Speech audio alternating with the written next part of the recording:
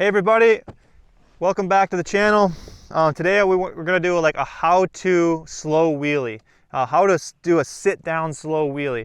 Now I think one of the hardest things about the slow wheelie is just getting the front wheel up off the ground. I think there's such a fear of flipping over backwards, and but the thing is, you have to understand what your controls are doing for you. Maybe most important thing is the rear brake. That's going to save your rear fender. Being able to use that rear brake. Make sure, maybe before you even try and do a wheelie, ride around and feel where that engagement is. Look back and see if the tire is locking up. Figure out, get a good feel of just that rear brake and how it works. Because that's going to save you from going over backwards. The other thing is, people usually start off too fast. They don't initialize it by starting slow. Now it's hard to go slow on a dirt bike. It's hard just to go in a straight line and go super slow.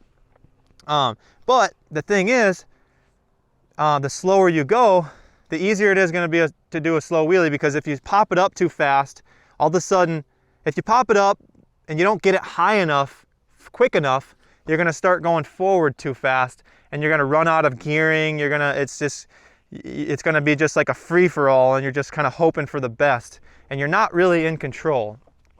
So the slow wheelie is really a controlled thing, but don't count yourself out for being able to do it. Like, I spent a lot of years working on it. I've been working with my brother Sam. This is my brother Sam's bike. I just broke my bike today, so I never ride this bike.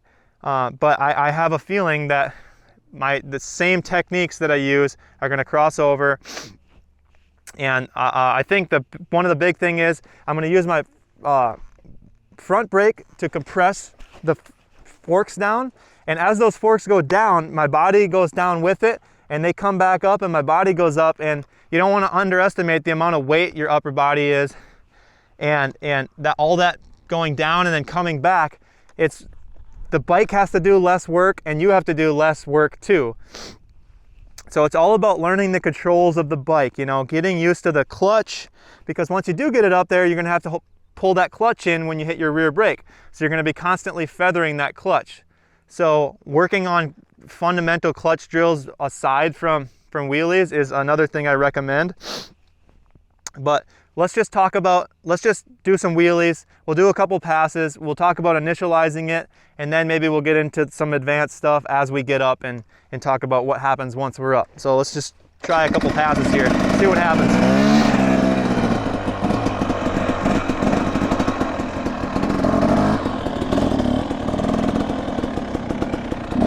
I'm gonna hit that front brake, and then I'm gonna plop the clutch.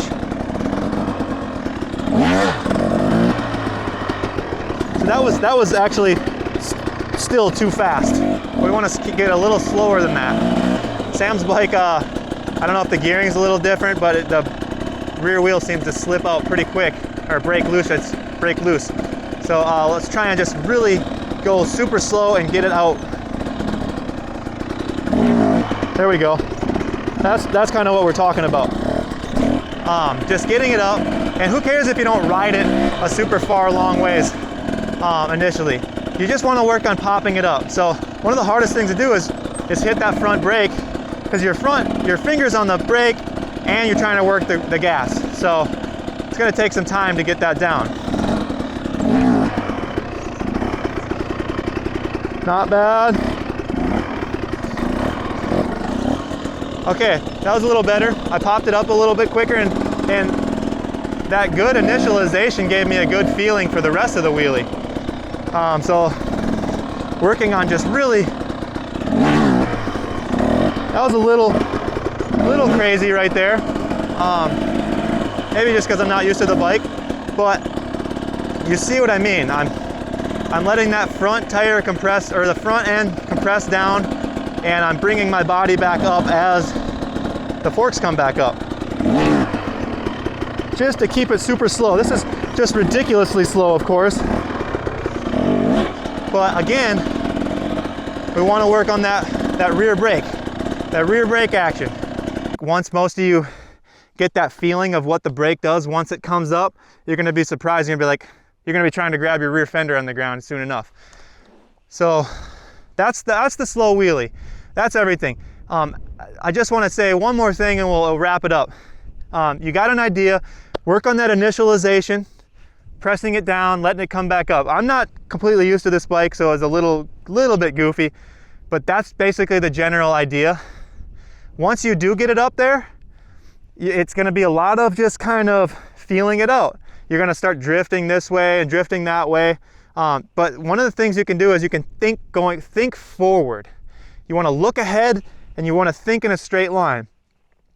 As soon as you get it up, you're already thinking about going forward, and your body will kind of hopefully make that happen. It's gonna take some time.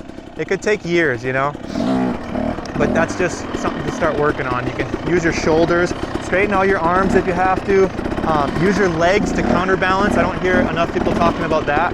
Bringing your legs out. There's a lot of weight right here that's gonna pull you this way, and you'll see really good riders doing it, to pull the leg out, take their foot off even. It's more advanced, but you just keep working on it and you'll find that those things, you'll actually start naturally just doing those things. So I hope this video helped you guys. Let me know in the comments below. Hit subscribe to our channel and we'll keep making more of these videos. And we'll see you guys in the next one. Take care.